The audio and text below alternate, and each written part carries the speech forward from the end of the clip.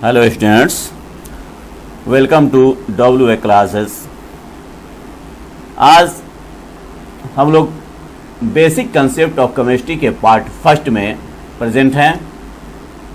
इस basic concept of chemistry का पहला पार्ट में मैं आप लोगों को मैटर के संबंध में कुछ बताऊंगा। चूँकि यह क्लास इंग्लिश मीडियम के स्टूडेंट्स के लिए बहुत ही इम्पोर्टेंस रखता है, इसलिए इंग्लिश मीडियम से पढ़ने वाले हमारे स्टूडेंट्स जो हिंदी भी समझते हैं उनको मैं बताऊंगा कि मैटर क्या होता है। तो चलिए शुरू करते हैं हम लोग basic concept of chemistry part first. बच्चों, आज हम लोग मैटर से रिलेटेड बातों को जानेंगे। हम अपनी डेली लाइफ में देखते हैं, अपने आसपास की काफ़ी वस्तुओं को देखते हैं। हमारे घरों में कुर्सियाँ, टेबल, पलंग या लोहे की बनी हुई बहुत सी वस्तुएं हमको दिखाई देती है। घरों में बर्तन या कपड़े या और कई वस्तुएं आप देख सकते हो। हम लोग पानी पीते हैं, वायु में रेस्पिरेशन की क्रिया करते हैं।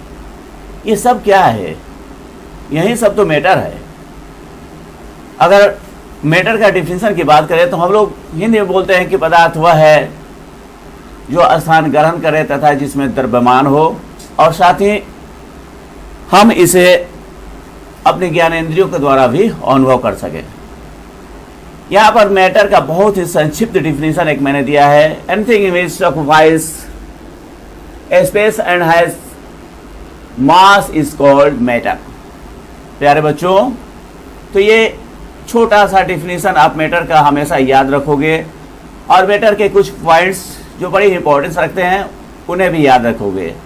आप जानते हो कि मैटर जो है अति सूक्ष्म कणों से मिलकर बना हुआ होता है।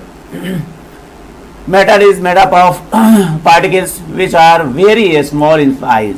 मैटर के जो पार्टिकल्स होते हैं, जो कण होते हैं, वह बहुत ही स्मॉल साइज, बहुत ही स्मॉल आकार के होते हैं। इससे पार्टिकल्स को हम लोग मोस्टली एटम्स और मॉलिक्यूल्स के रूप में जानते हैं। The particles which made up matter are known as atoms and molecules. अगला पार्ट मैंने समझाने का कोशिश किया है कि the particles of matter are constantly moving. यह तो समझ गए होंगे कि मैटर जो होता है अति सूक्ष्म कणों से मिलकर बना होता है, और यह सूक्ष्म कण जो है, यह पार्टिकल्स जो है, वह मूव करते हैं। जनरली हम लोग यह पढ़ते हैं कि मैटर जो है इसके तीन रूप होते हैं या इसके तीन एस्पेक्ट्स होते हैं, जिसको सॉलिड, लिक्विड और गैस के रूप में जानते हैं। यहाँ मैं आपको स्पष्ट करते चलूँ कि सॉलिड, लिक्विड और गैस में सॉलिड के जो पार्टिकल्स होते हैं वह मोस्टली अपने निश्चित स्थानों पर केवल कंपन करते हैं, और कंपन करते हैं इसलिए हम लोग कह सकते हैं कि the particles of solid only vibrate about their fixed position. अपने स्थिर स्थानों पर क्या करते हैं? ये कंपन करते हैं। लेकिन वहीं पर लिक्विड और गैस की जब बात करें तो गैस के पार्टिकल्स जो है वह स्वतंत्रता पूर्वक मूव करते रहते हैं, और अपेक्षाकृत गैस के, लिक्विड के पार्टिकल्स भी मूव कर सकते हैं। तो बच्चों, हम अब देखते हैं classification of matter on the basis of physical properties. All the matter can be classified into 3 groups, और ये 3 ग्रुप्स क्या है? सॉलिड, लिक्विड और गैस। तो चलते हैं एक एक करके सॉलिड, लिक्विड और गैस के कैरेक्टरिस्टिक फीचर को देखते हैं, और साथ साथ इसके एग्जाम्पल को भी हम लोग देखते हैं। बच्चों, सॉलिड का एक फिगर मैंने यहाँ पर दिखाया है आप लोगों को, और इस फिगर में मैंने देखो ये छोटे छोटे रेड कलर का पार्टिकल्स दिखाया है। इस पार्टिकल्स को हम लोग देख रहे हैं कि यह पार्टिकल्स किस तरह से इसका अरेंजमेंट है। देखने से यही पता चलता है कि in solids the particles are closely packed. यह एक दूसरे से इतने मजबूती के साथ बंधे हुए हैं कि बीच बीच में खाली स्थान, रिक्त स्थान अर्थात एम्प्टी प्लेस बहुत ही कम दिखाई दे रहे हैं हमको। यही इसकी विशेषता है सॉलिड की। और सॉलिड की इसी विशेषता के कारण सॉलिड के जो प्रॉपर्टीज मैंने जो कैरेक्टरिस्टिक फीचर लिखा है वह मैं एक एक करके आपको समझाऊंगा। तो इस पार्टिकल्स को ठीक से देख लो। ये पार्टिकल्स जिसकी संख्या काफ़ी अधिक आपको दिखाई दे रही है, जब आप लिक्विड और गैस को देखोगे तो ये पार्टिकल्स लिक्विड में कम और गैसीय अवस्था में बहुत ही कम दिखाई देंगे। यही डिफरेंसेस करेंगे सॉलिड, लिक्विड और गैस में। तो इसका फर्स्ट, इसके इसी प्रॉपर्टीज के कारण इसका फर्स्ट पॉइंट हमने क्या लिखा है, solids have fixed shape and fixed volume. इसके आकार और आयतन फिक्स्ड होते हैं, निश्चित होते हैं, बदलते नहीं हैं। इसका मतलब क्या हुआ कि आप सॉलिड स्टेट में पाए जाने वाले किसी भी वस्तु को कहीं भी रखोगे उसके आकार में कोई परिवर्तन नहीं होगा और ना ही उसके आयतन में किसी तरह का परिवर्तन देखने को मिलेगा, क्योंकि ये दोनों क्या हैं, फिक्स्ड है। आप किसी पुस्तक को उठाओ और उस पुस्तक को टेबल पर रखे हुए पुस्तक को कुर्सी पर रख दो, अपने हथेली पर रख लो या कहीं भी रखो, उसके वॉल्यूम में कोई अंतर नहीं होगा और ना ही उसका शेप बदलेगा। तो इस तरह से किसी भी सॉलिड स्टेट में पाए जाने वाले वस्तु का शेप एंड वॉल्यूम फिक्स्ड होते हैं। नेक्स्ट पॉइंट में लिखा है solids have high densities, they are heavy. इसके डेंसिटी, घनत्व जो है ये काफ़ी हाई होते हैं और हाई डेंसिटी के कारण ये इनका वेट जो है लिक्विड और गैस की अपेक्षा भारी होता है। आप डेंसिटी को ठीक ठाक समझ रहे होंगे कि डेंसिटी क्या होता है। आप डेंसिटी में इसको घना पार्टिकल्स के रूप में, इस कण को आप घना पार्टिकल्स के रूप में देख रहे हो। देखो ये कितने घने हैं, एक दूसरे के साथ किस तरह से पैक्ड हैं। इसी को हम कहते हैं कि ये पास पास इसके पार्टिकल्स है और यह इसका डेंसिटी काफ़ी हाई है, जिसके कारण यह अपेक्षाकृत अधिक हेवी होते हैं, भारी होते हैं। तीसरे पॉइंट्स में हम लोग देख रहे हैं कि solids can not be compressed much. Solid के पार्टिकल्स को कितना भी दबाव डालें, कितना भी प्रेशर में ले आए, इसको हम लोग दबा नहीं सकते और दबा नहीं सकते इसलिए इसके वॉल्यूम को हम लोग नहीं बदल सकते। प्यारे बच्चों, अगले पॉइंट्स में हम देखेंगे सॉलिड्स डोंट फ्लो। ये फ्लो नहीं करते, ये इतने स्ट्रॉन्ग इसके बीच का फोर्स होता है जिसको इंटरमोलिकुलर फोर्स या inter particular force, particles force के रूप में हम लोग जानते हैं। इतने पैक्ड होते हैं मजबूती के साथ कि ये मूव नहीं, फ्लो नहीं कर सकते पानी की तरह या गैस की तरह, इनके कण मूव नहीं कर सकते। तो इस तरह से अगला पॉइंट्स भी हम लोग देखते चले कि क्यों नहीं मूव कर सकते, फ्लो कर सकते, क्यों इतने इनके आयतन और आकार क्यों डिफिनिट है, निश्चित है।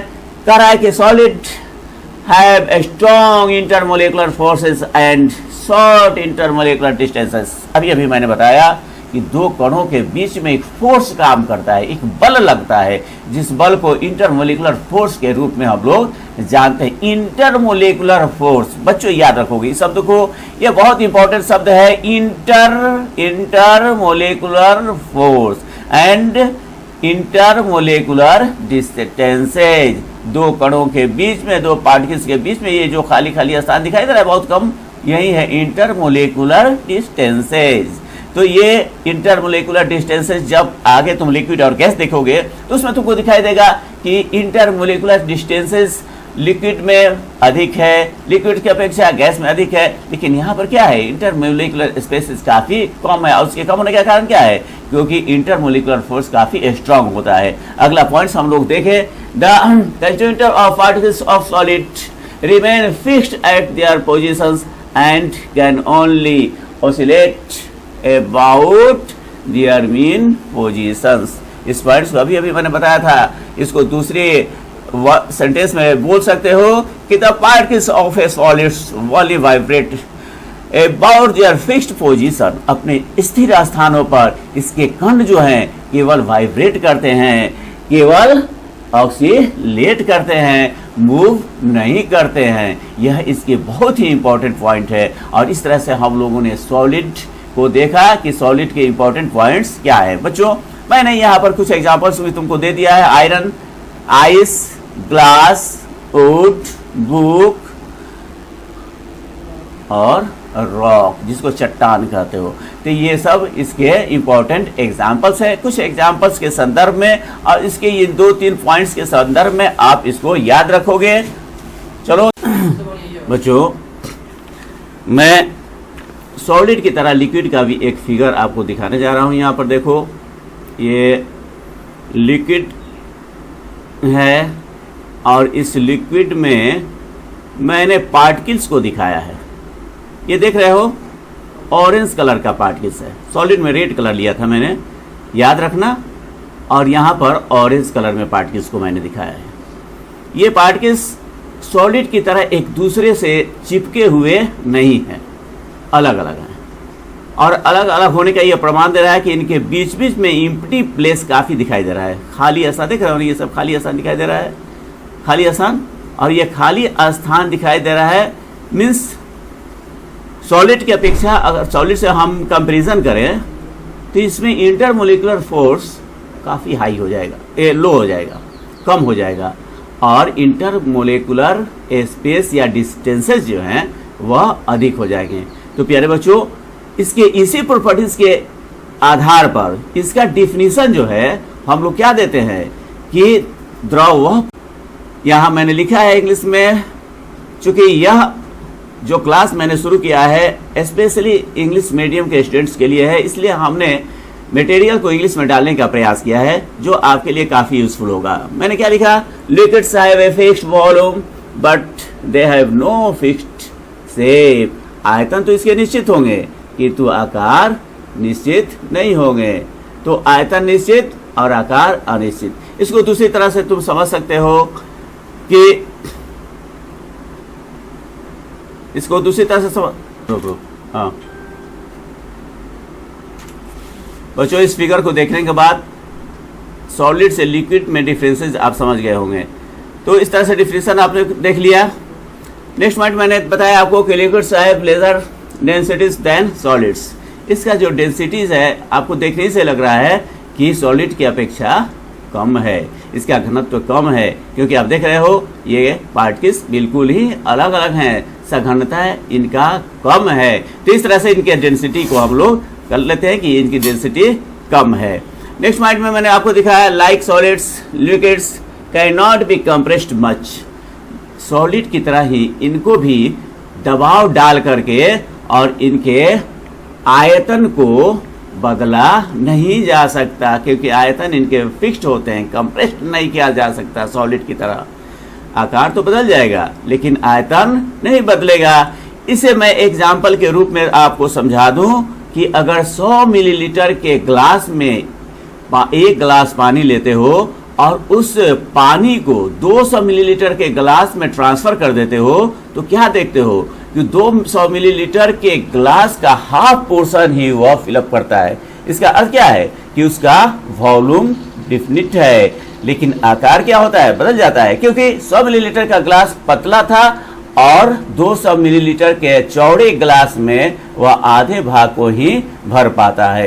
साथ ही हम अगर उस पानी को किसी दूसरे बर्तन में ट्रांसफर कर दें तो पानी उस बर्तन का रूप धारण कर लेता है। तो इस तरह से लिक्विड पदार्थ को जिस रखते हैं वह लिक्विड उसी बर्तन का रूप धारण कर लेता है। यही है इसकी पहचान कि यह आयतन निश्चित किंतु आकार अनिश्चित होता है। बच्चों, अगला पॉइंट्स में मैंने बताने का प्रयास किया है कि liquids have weaker intermolecular forces than solids and stronger than gases.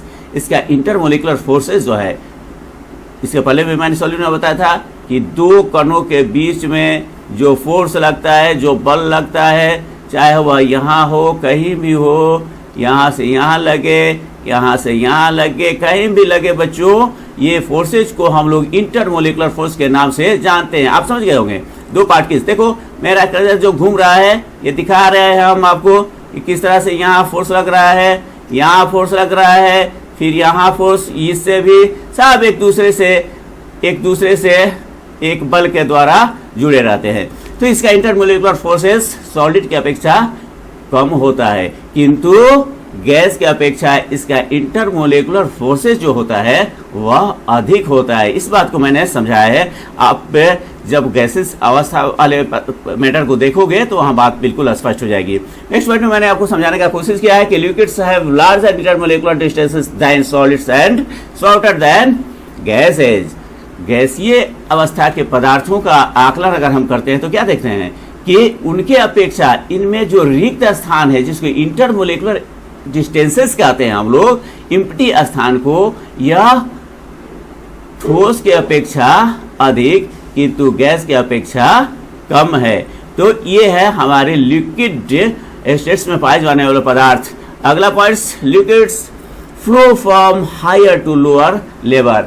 बच्चों, आप अगर बाल्टी में भरा हुआ पानी कहीं गिराते हो तो क्या देखते हो कि पानी हमेशा हायर टू लेवल स्तर की तरफ जाता है, मीन्स निचले तल के तरफ वह बहना शुरू करता है। अर्थात इसका इंपॉर्टेंट बात जो यह है कि ठोस की तरह यह जहां रखते वहीं अस्थायी नहीं रहते हैं, बल्कि अगर ये तल मिले और उस तल का जो ढलाव हो वो अपेक्षाकृत कम और अधिक हो तो अधिक ढलाव वाले से कम ढलाव वाले की तरफ ये बहना शुरू कर देते हैं। अर्थात इसमें बहाव पाया जाता है, एक बहने की प्रवृत्ति इनमें होती है। और इसका एग्जाम्पल मैंने दे दिया है, water, milk, ink, alcohol, petrol इत्यादि यहाँ पर इसका एग्जाम्पल है बच्चों। तो इस तरह से आपके दैनिक जीवन में बहुत से लिक्विड पदार्थ देखते होंगे। आपके दैनिक जीवन में उसका बहुत सा यूजेज भी है। आप डेली के लाइफ में पानी पीते हो, दूध भी पीते हो और भी बहुत से सामान यूज करते हो जो लिक्विड स्टेट्स में होते हैं। तो ये होता है हमारा लिक्विड। अब चलते हैं अगला, देखते हैं गैसीय अवस्था में पाए जाने वाले पदार्थों के बारे में। बच्चों, मैं अब देखते हैं, हम लोग चलते हैं, देखते हैं और गैसीय अवस्था में पाए जाने वाले पदार्थ अर्थात मैटर का तीसरा रूप गैसेस। और गैस का सबसे पहले आप फिगर देख लो। यहाँ पर ये देखो फिगर को अच्छी तरह अवलोकन करो, देखो अच्छी तरह से, क्योंकि ये फिगर ही तुम्हारे मस्तिष्क में रहेगा। मैंने सॉलिड में पार्टिकल्स को रेड कलर में दिखाया था, याद रखना हमेशा। लिक्विड में ऑरेंज कलर में दिखाया था और यहाँ ग्रीन कलर में दिखा रहे हैं। ग्रीन कलर का अर्थ तो समझ गए होंगे। ग्रीन कलर यह संकेत देता है कि यह अस्थायी रहने वाला कण नहीं है, यह हमेशा ही इसके कण जो है स्वतंत्रता पूर्वक गमन करते रहते हैं। और इसका कारण क्या है? क्योंकि इंटरमोलिकुलर फोर्स जो है, अभी मैंने बताया था दो कणों के बीच में लगने वाला बल, फिर से बता रहा हूँ, दो कणों के बीच में लगने वाला बल, चाहे वह यहाँ लगे, यहाँ लगे, यहाँ लगे, यहाँ लगे, मीन्स दो कणों के बीच में लगने वाला बल जिसको इंटरमोलिकुलर फोर्स कहते हैं, सॉलिड और लिक्विड दोनों की अपेक्षा कम होता है। ठीक उसी तरह से और सॉलिड तथा लिक्विड का अगर हम देखें तो यह एम्प्टी प्लेस जो देख रहे हो, जिसको इंटरमोलिकुलर डिस्टेंस कहते हैं हम लोग, यह काफी अधिक है। तो इस तरह से सॉलिड की अपेक्षा आप इसके प्रॉपर्टीज को समझ गए होंगे और अपने इसी अरेंजमेंट पार्टिकल्स गैसीय अवस्था में पाए जाने वाले पदार्थों में पार्टिकल्स के इस अरेंजमेंट के कारण ही इनके जो प्रॉपर्टीज है वह बदल जाता है। और तब इसका डिफिनेशन हम लोग क्या देते हैं? Gases have neither a fixed shape nor a fixed volume, अर्थात इसका आयतन और आकार दोनों ही अनिश्चित होता है, डिफिनिट नहीं होता है, फिक्स्ड नहीं होता है, दोनों बदलते हैं। आप यह बात भली भांति समझ गए होंगे। आपके दैनिक जीवन में कुछ उदाहरण हमेशा देखने को मिलते हैं। देखो बच्चों, चूंकि इसके कारण मैंने कहा कि स्वतंत्रता पूर्वक गमन करते रहते हैं, काफ़ी हाई काइनेटिक एनर्जी इनकी होती है। आप देखे होंगे आपके घर में एलपीजी गैस का सिलेंडर आता है, उस सिलेंडर में गैस भरा हुआ रहता है, वह गैस काफ़ी प्रेशर में, काफ़ी दबाव में सिलेंडर में भरा जाता है। जैसे ही रेगुलेटर खोला जाता है गैस बाहर निकलनी शुरू हो जाती है और फिर वहां से गैस चूल्हे में जलाया जाता है और फिर गैस जलते जलते एक ऐसी अवस्था आती है कि आपके घर के अंदर एलपीजी का जो सिलेंडर होता है उसमें मात्र ½ लीटर 100 मिलीग्राम गैस बच जाता है, तो भी आपके रेगुलेटर खोलने पर गैस बाहर निकलती रहती है। इसका मतलब क्या हुआ कि चाहे 14 लीटर गैस था या ½ लीटर गैस, वह पूरे सिलेंडर को भरे हुए है। इसका मतलब क्या हुआ कि इसका आयतन निश्चित नहीं है और आकार भी अनिश्चित है। अगर उस बड़े सिलेंडर के गैस को छोटे सिलेंडर के गैस में हम ट्रांसफर कर दें तो वह छोटे सिलेंडर के गैस का रूप धारण कर लेगा। तो इस तरह से हमने क्या कहा कि gases have neither a fixed shape nor fixed volume. Next point मैंने आपको बताने का कोशिश किया है, gases have very low densities. Densities इसका इतना लो है कि ये कण काफी अलग अलग अलग अलग दिखाई दे रहे हैं। देख रहे हो ना, ये डेंसिटी बता रहा है, ये पार्टिकल्स का अलग अलग होना कि इसका डेंसिटी काफी लो है। Gases fill their container completely, इसको बर्तन में कंप्लीटली भरा जा सकता है। एक और बात हम यहाँ स्पष्ट करते चले बच्चों कि गैसों को बंद कंटेनर में ही रखा जा सकता है, कलेक्ट किया जा सकता है, एकत्रित किया जा सकता है।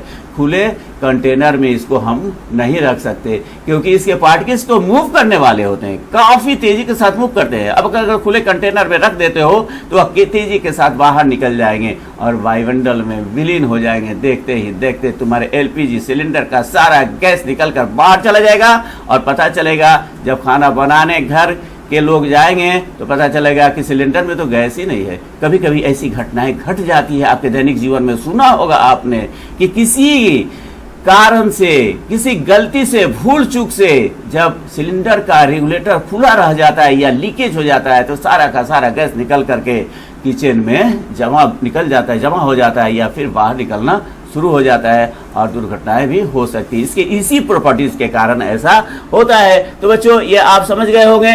और अगला points, gases can be compressed easily. इस पॉइंट को तो आप इजीली समझ गए होंगे क्योंकि अभी अभी जो एलपीजी सिलेंडर के बारे में मैंने बताया कि काफी प्रेशर पर एलपीजी सिलेंडर में गैस को भरा जाता है और रेगुलेटर खोलने के साथ ही वह गैस बाहर निकलनी शुरू हो जाती है। तो इस तरह से हमने क्या लिखा कि gases can be compressed easily, आसानी से इसको कंप्रेस्ड करके किया जा सकता है और कंप्रेस्ड किया जा सकता है, इसीलिए तो इसको सिलेंडर में भरा जा सकता है।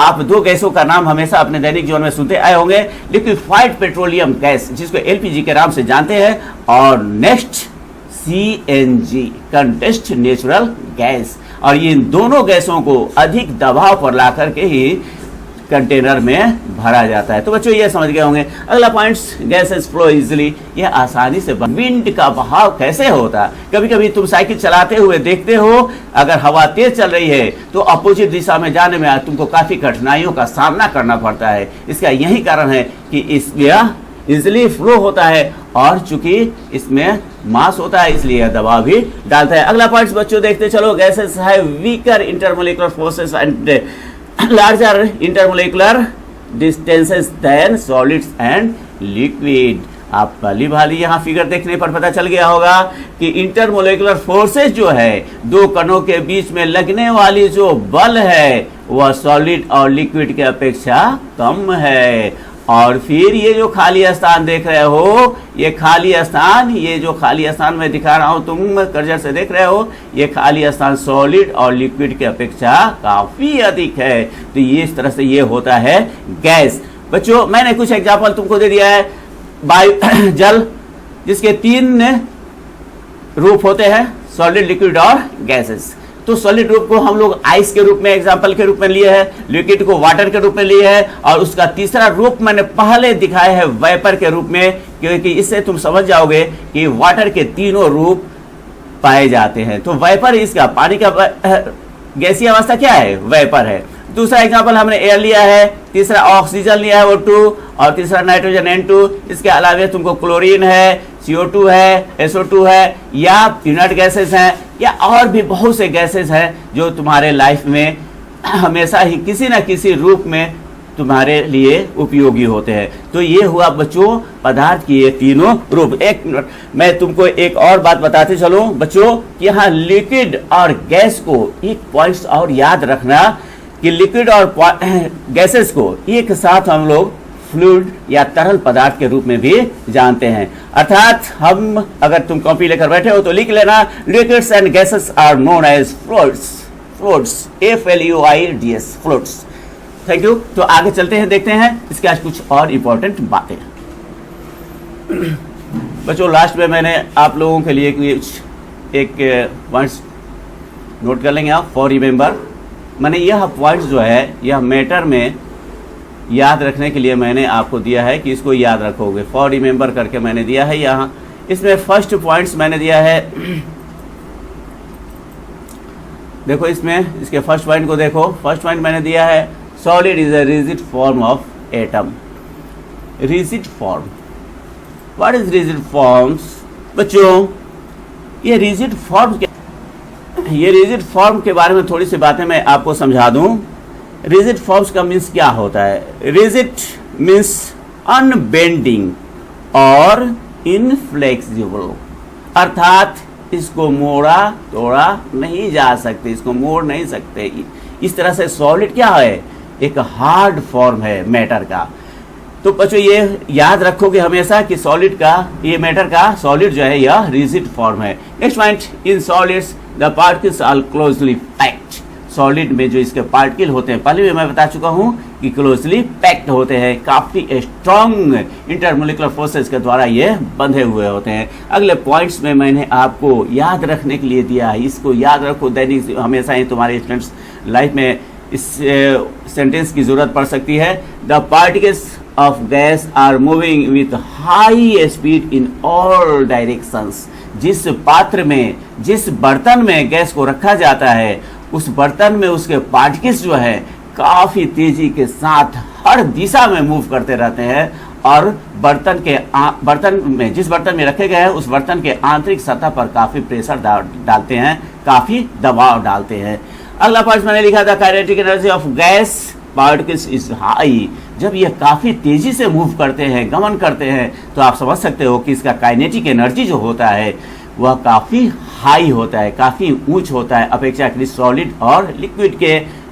नेक्स्ट पॉइंट मैंने लिखा है a rain drop is made up of about 10 to the power 22 particles. आपको मैं ये लास्ट पॉइंट में समझाने का कोशिश किया है कि इसके पार्टिकल्स कितने सूक्ष्म होते हैं, और इसी से पता चलता है कि जल की एक नन्ही से बूंद में आप अगर वाटर पार्टिकल्स की बात करें तो 10 to the power 22 पार्टिकल्स होते हैं। आप कैलकुलेट करके निकाल सकते हो ये कितने पार्टिकल्स हो जाएगा, काफी अधिक संख्या में होगा। एक छोटी सी वर्षा की छोटी सी बूंद में 10 के पावर 22 पार्टिकल्स उपस्थित हो सकते हैं वाटर के। तो इस तरह से ये पार्टिकल्स की मुख्य बातें, ये मैटर की मुख्य बातें हुए। कुछ पॉइंट्स मैंने फॉर रिमेंबर के लिए दे दिया है बच्चों। तो इस तरह से आप इन पॉइंट्स को देखिए और फिर अगले क्लास के लिए आप अपने आप को प्रिपेयर कीजिए।